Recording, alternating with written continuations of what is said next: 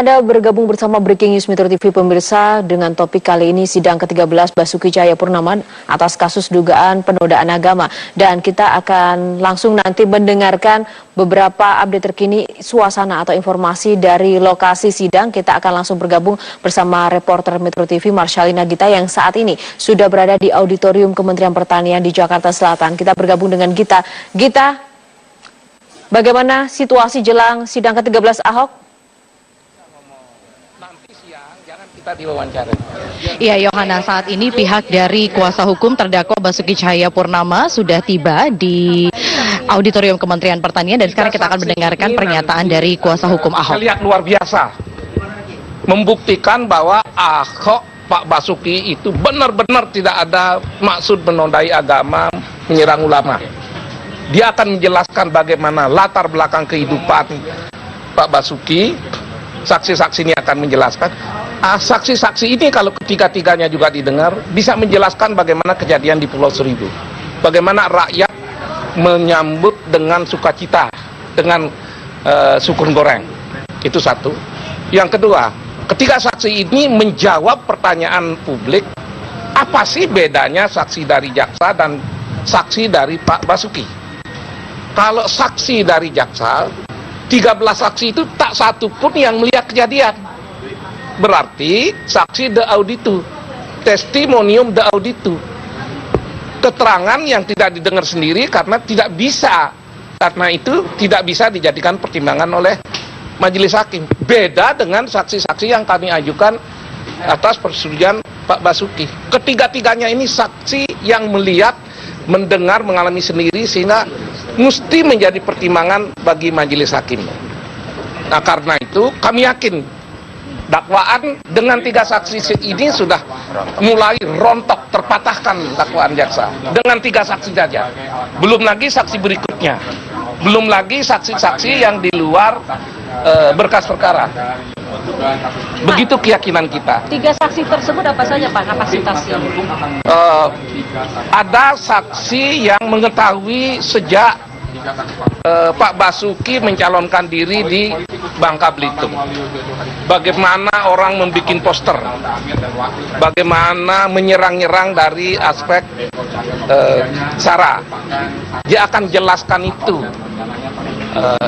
Yang lain ada beberapa fakta yang diterangkan oleh seorang yang tahu dan banyak mengikuti kehidupan Pak Ahok. Itu juga ada.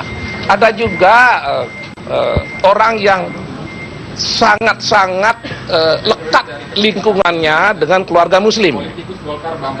Karena salah satu unsur dari penodaan agama adalah rasa benci yang terus-menerus kepada agama tertentu. Sebuah statement yang kebetulan disalahpahami atau menyinggung, katakanlah menyinggung satu agama tertentu, dari doktrin, dari pelajaran yang kita tahu, tidak memenuhi unsur penodaan. Penodaan terhadap agama baru terjadi apabila seorang terus-menerus membenci agama tertentu dalam pikiran, dalam perbuatannya, dalam perilakunya. Itu yang kita tahu. Dari tiga saksi yang dihadirkan, salah satunya adalah kakak angkatnya Pak Ahok, Pak Alta Amir. Apa yang ingin digali dan apa hubungannya dengan kasus Pak Ahok sendiri? Klarifikasi dulu. Kakak angkat tidaklah dilarang memberikan kesaksian di persidangan, karena yang dilarang di persidangan adalah saudara semenda dan saudara-saudara 3 garis ke atas dan ke bawah. Jadi Pak Alnanta Amir tidak dilarang. Itu penting. Kemudian kenapa dihadirkan? Karena dia bisa menceritakan siapa itu Pak Basuki, bagaimana kehidupannya, bagaimana dia pernah bersekolah di lingkungan Muslim, bagaimana dia membantu banyak orang Muslim, bagaimana Pak Alnanta Amir nanti menjelaskan seberapa besar tekadnya membantu saudara-saudaranya yang Muslim, masyarakat yang Muslim, tempat-tempat ibadah Muslim. Dia akan ceritakan semua sehingga masyarakat tahu, oh, Ahok yang selama ini seolah-olah dituduh direkayasa menodai agama. Sesungguhnya Ahoklah salah satu orang yang paling suka membantu komunitas muslim dengan tempat ibadah, dengan biaya-biaya, dengan fasilitas yang dia punya, baik pribadi maupun kedinasan. Ya, ketiga-tiganya hadir. Mudah-mudahan majelis memperkenankan ketiga-tiganya bersaksi. Ya, mohon doanya ya. Mohon doanya ya.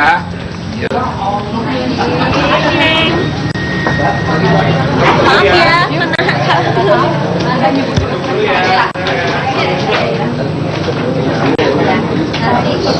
Bisa menggambar data hadir ya, tadi kita ada dalam bis. Ya, itu tadi pemirsa pernyataan dari kuasa hukum Ahok, dan nanti kita akan masih bergabung kembali bersama Marsyalina Gita untuk kemudian melihat bagaimana kondisi update terkini terkait konfirmasi saksi-saksi yang datang.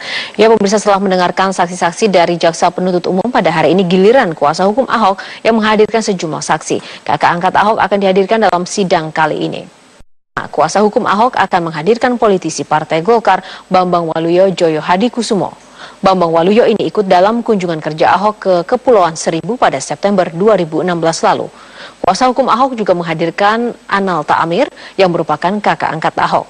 Wakil Rektor Universitas Dharma Persada Eko Cahyono juga akan dihadirkan dalam sidang kali ini.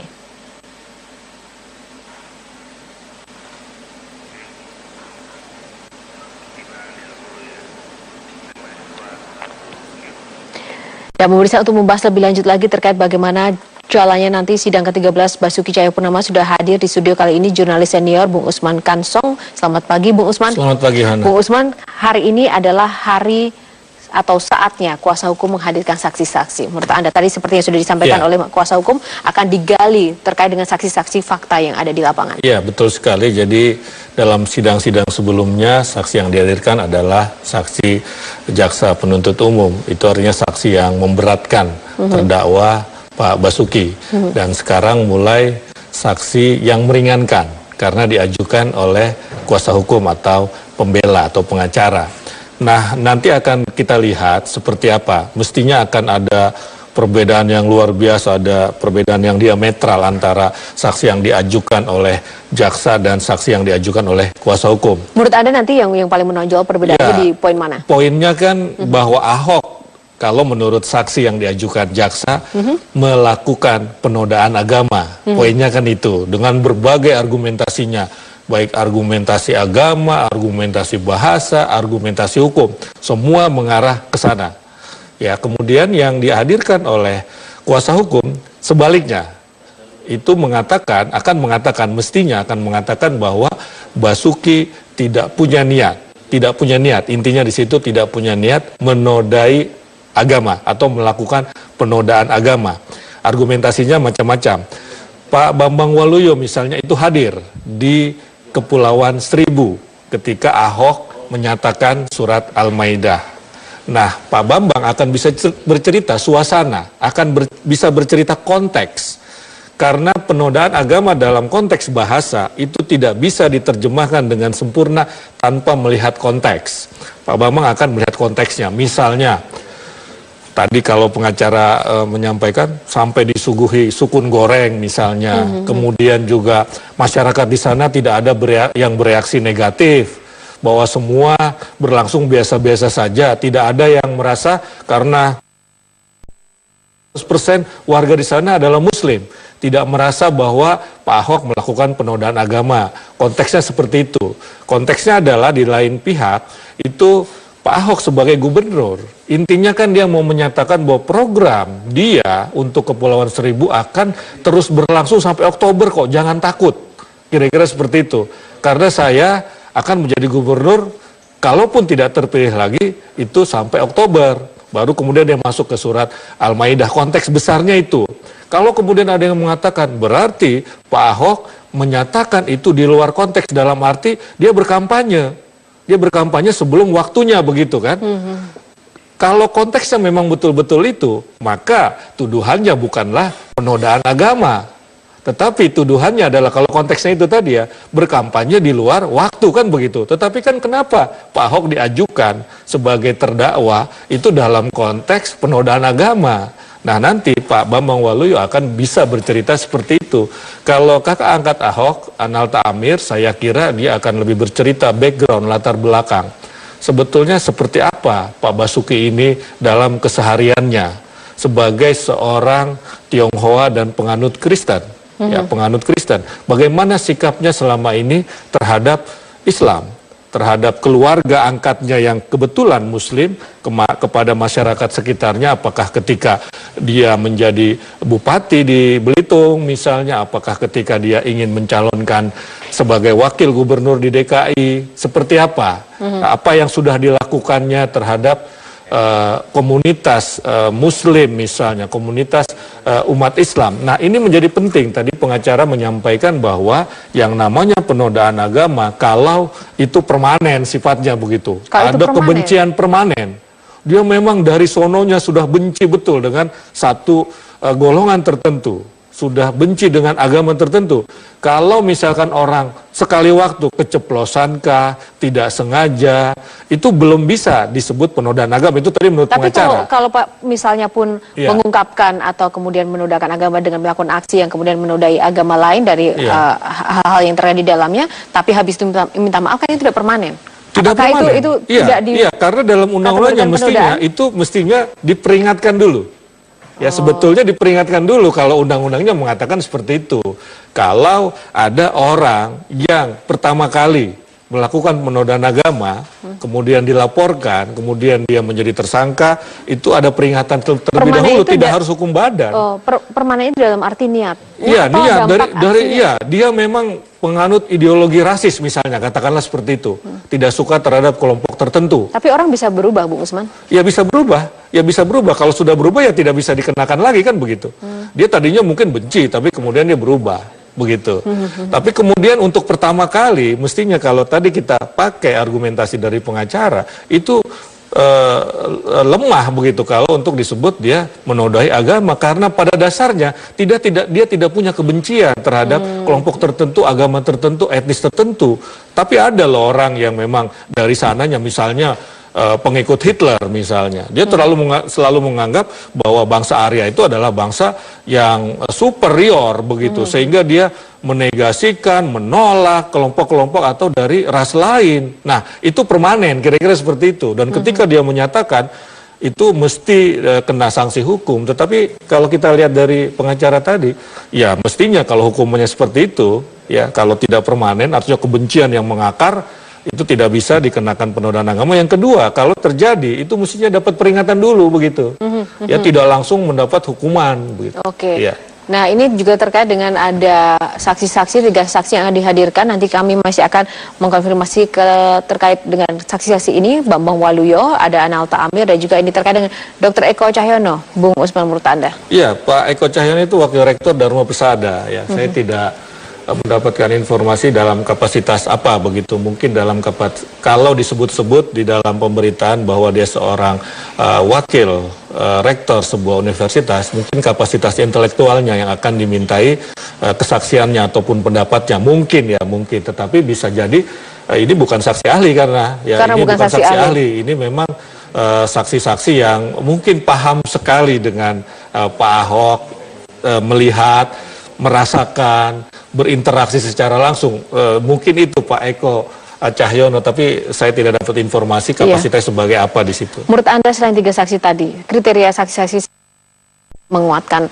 Oh iya, saksi ahli misalnya. Ya, saksi ahli nanti juga akan dihadirkan oleh kuasa hukum. Saksi ahli itu bisa saksi ahli agama, bisa saksi ahli bahasa, bisa juga saksi ahli hukum pidana. Tetapi yang akan melihat dari sisi yang berbeda dibandingkan dengan saksi yang diajukan oleh jaksa penuntut umum. Misalkan dari sisi bahasa, itu akan berbeda tafsirnya dalam pembicaraan ataupun perkataan Ahok tentang surat Al-Maidah. Saksi ini mungkin akan melihat konteks tadi, tidak hanya menerjemahkan dari sisi teks, tetapi konteks. Kemudian ahli agama juga. Ahli agama misalnya akan mengatakan bahwa terjemahan surat Al-Maidah, kata aulia itu tidak diartikan sebagai pemimpin, tetapi sekutu begitu. Ya, jadi bisa saja seperti itu saksi ahli agama. Kemudian saksi ahli hukum pidana bisa menyatakan hal yang sama dengan pengacara tadi, bahwa disebut penodaan agama orang melakukan penodaan agama kalau dia sifatnya terus-menerus permanen, ada berurat berakar dalam diri seseorang itu. Kemudian juga kalau memang betul melakukan penodaan agama untuk pertama kalinya itu harus diberi peringatan dulu, tidak langsung dihukum. Mungkin saksi ahli hukum pidana akan mengatakan itu. Oke, baik Bang Usman, ini menarik sekali. Nanti kita masih akan lanjutkan Breaking News Metro TV pemirsa bersama rekan saya Robert Haryanto. Dan kita jeda dulu, sesaat lagi kami akan kembali.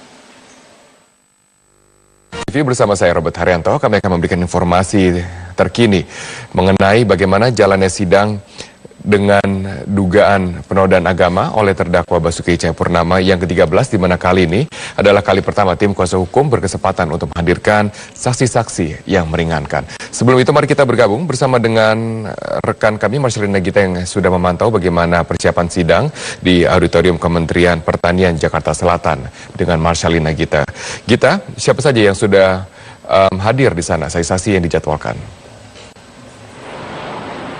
Robert, dari ketiga saksi yang dihadirkan oleh Jaksa Penuntut Umum, ketiga-tiganya ini sudah hadir di Auditorium Kementerian Pertanian. Karena ketiga saksi yang dihadirkan oleh kuasa hukum ini tadi datang bersamaan dengan tim dari kuasa hukum Basuki Cahayapurnama. Ketiga saksi yang sudah hadir yakni Bambang Waluyo Hadikusumo, kemudian Analta Amir, serta Eko Cahyono. Berikut juga tim kuasa hukum seluruhnya sudah hadir saat ini di Auditorium Kementerian Pertanian. Namun yang kami pantau hingga pagi hari ini pihak Jaksa Penuntut Umum belum terlihat tiba di Auditorium Kementerian Pertanian. Begitu juga dengan terdakwa Basuki Cahayapurnama yang informasinya sampai saat ini kami dapatkan bahwa terdakwa Ahok sedang dalam perjalanan dari kediamannya menuju ke Auditorium Kementerian Pertanian untuk menjalankan sidang ke-13 Ahok pada pukul 9 waktu Indonesia Barat nanti. Robert. Ya Gita, lalu apa saja kapasitas dan juga peran-peran dari saksi yang dihadirkan yang untuk pertama kalinya kuasa hukum berkesempatan untuk menghadirkan saksi yang meringankan? Disampaikan tadi oleh kuasa hukum terdakwa Basuki Cahayapurnama, ketiga saksi yang dihadirkan oleh tim dari kuasa hukum Ahok ini memiliki keterkaitan yang kuat yang dinilai dapat meringankan terdakwa Basuki Cahayapurnama. Kita akan mengulas sedikit. Yang pertama adalah Bambang Waluyo Hadikusumo yang merupakan politisi dari Partai Golkar yang kapasitasnya ini Bambang juga hadir dalam kunjungan kerja Basuki Cahayapurnama pada saat 27 September 2016 yang lalu di Kepulauan Seribu, sehingga dinilai oleh kuasa hukum bahwa Bambang mengetahui betul pidato yang disampaikan oleh Basuki Cahayapurnama pada saat kunjungan kerjanya di Kepulauan Seribu. Kemudian yang kedua, saksi yang dihadirkan oleh Jaksa Penuntut Umum merupakan Analta Amir. Analta ini merupakan kakak angkat dari Basuki Cahayapurnama. Kuasa hukum menilai bahwa dengan kehadiran dari kakak angkat Basuki Cahayapurnama dapat meyakinkan majelis hakim sebenarnya seperti apa kepribadian dari Basuki Cahayapurnama, karena dinilai oleh kuasa hukum Ahok ini sama sekali tidak ada niatan untuk menistakan agama. Kemudian untuk yang ketiga yakni Eko Cahyono. Eko Cahyono ini merupakan pasangan Basuki Cahayapurnama saat maju sebagai calon gubernur Bangka Belitung pada tahun 2007 yang lalu. Kuasa hukum tadi menyatakan bahwa untuk Eko Cahyono ini mengetahui betul sebenarnya siapa saja politisi yang dinilai oleh Ahok ini sebenarnya memanfaatkan surat Al-Maidah ayat 51 untuk kepentingan tertentu dalam pilkada, sehingga nanti inilah yang nantinya akan lebih diperdalam lagi dan nantinya yang akan disampaikan oleh ketiga saksi di depan majelis hakim untuk meringankan terdakwa Basuki Cahayapurnama. Robert. Baik, terima kasih Marcelina Gita atas informasi Anda. Kami tunggu terus informasi terkini langsung dari Auditorium Kementerian Pertanian Jakarta Selatan. Saya akan kembali berbincang dengan jurnalis senior Bang Usman Kansong. Bang Usman, kalau Anda lihat dengan strategi yang dijalankan oleh tim kuasa hukum dengan menghadirkan mungkin dari tiga saksi yang dihadirkan hanya satu saksi fakta yang hadir pada saat Ahok menyampaikan ucapannya di Pulau Pramuka. Apa yang ingin dibangun dari kuasa hukum? Iya, ini sebetulnya bisa disebut saksi fakta semuanya sebetulnya ya. Saksi fakta memang ada yang melihat langsung fakta perbuatan, tetapi ada yang akan melihat background ya, background dari fakta perbuatan seseorang begitu. Dibedakan biasanya dengan yang namanya saksi ahli. Kalau saksi ahli dia memberikan kesaksian, memberikan keterangan berdasarkan keahliannya. Pasti kalau saksi ahli, bukan pasti tapi umumnya tidak melihat, tidak mengalami, tidak menyaksikan begitu secara langsung, tetapi dia hanya melihat dalam tanda petik dari sisi keahliannya. Nah, kalau 3 orang yang dijadikan saksi oleh kuasa hukum, ini adalah saksi-saksi yang bisa meringankan. Nah, strategi yang dilakukan oleh para pengacara atau kuasa hukum, saya kira memang di awal itu sudah betul, dalam arti di awal ya harus mulai menyerang, barangkali menyerang dalam kesempatan pertama, kira-kira itu. Menyerang dalam arti membantah semua keterangan yang diajukan saksi oleh saksi yang diajukan oleh jaksa penuntut umum begitu. Jadi sudah sejak awal ini kelihatannya para kuasa hukum melancarkan strategi yang menyerang dalam kesempatan pertama begitu. Tapi dari saksi ini yang hadir pada saat Ahok hadir menyampaikan ucapannya di Pulau Pramuka adalah satu, dan dia juga menjabat sebagai wakil ketua tim pemenangan Ahok Jarot dalam Pilkada DKI Jakarta 2017.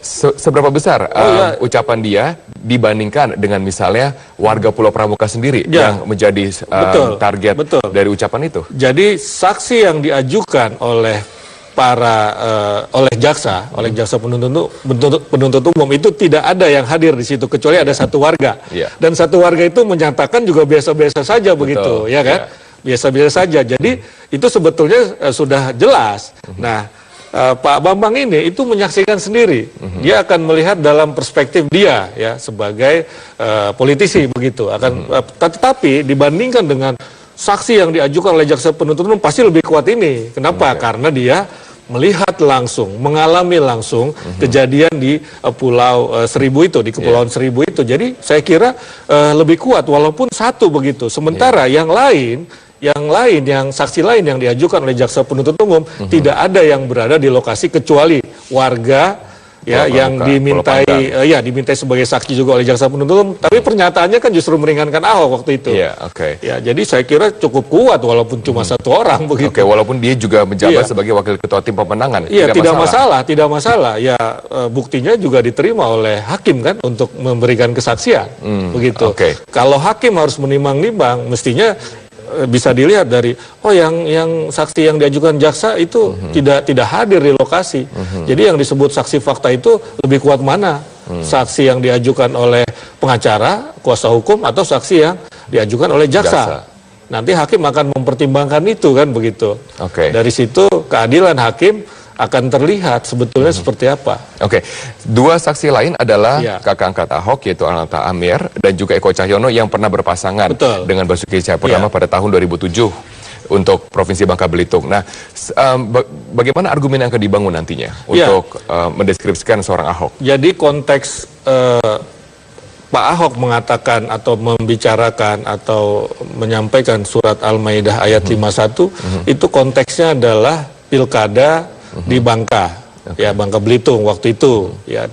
Waktu itu banyak sekali selebaran yang mendiskreditkan pasangan Basuki dan Eko Cahyono ini dari sisi sara, dari sisi agama. Nah, Pak Ahok waktu pembelaannya yang pertama itu kan sudah menyatakan itu.